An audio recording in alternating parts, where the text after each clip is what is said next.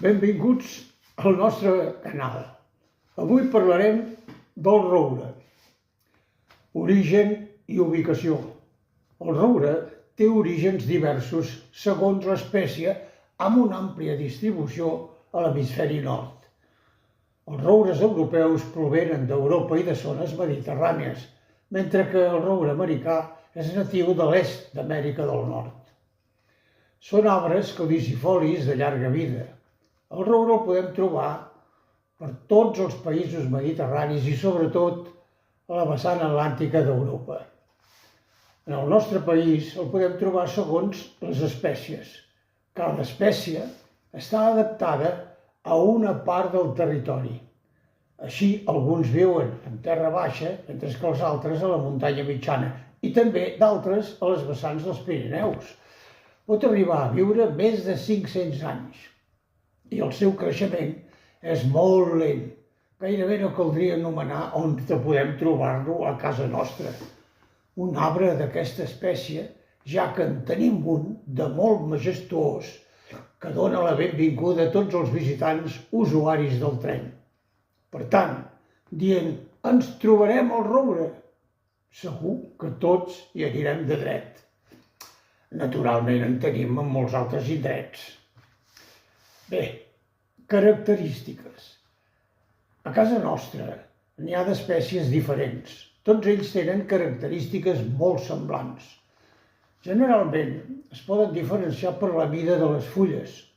Aquests arbres poden arribar als 15 i 25 metres d'alçada i fan una gran capçada molt ampla, tot i que no és tan espessa com l'alzina. Té una escorça fosca i arrugada. Les seves fulles són de color verd fosc i pel revers tenen alguns petits pèls i són d'un verd grisós. Aquestes fulles neixen a la primavera i naturalment abans de la seva caiguda a la tardor, es tornen de color marró. Com les alzines, el seu fruit són els glans, que maduren durant 6 mesos, caient a terra a la tardor per germinar fàcilment amb les pluges. Bé, parlem de la fusta. La fusta és dura i compacta i resistent al corm.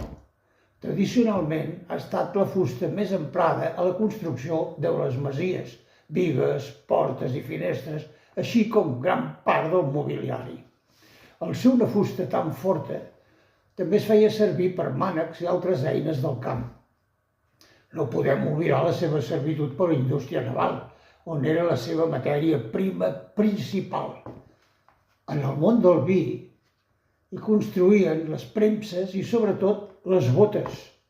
Per cert, només cal anar a visitar bodegues per contemplar rastelleres de botes de roure.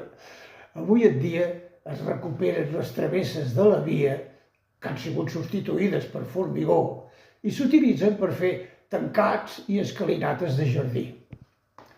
A l'actualitat continua tenint una gran acceptació per fer xapes de recobriment per mobles, essent la fusta massissa molt apreciada per decoració, parquets i mobiliari d'alta qualitat. Altres utilitzacions dels nostres avantpassats en feien pa de glans, tinta negra, adobat per les pells, així com carbó vegetal i, naturalment, llenya. Bé, sobretot, cuidem els arbres de la mateixa manera que ells ens cuiden a nosaltres. Salut! El proper arbre parlarem de l'olivera. I una cosa més, si t'agrada el contingut d'Estimem els arbres, subscriu-te, activa la campaneta, comparteix-ho i, si cal, pots fer algun comentari. Bé, a reveure!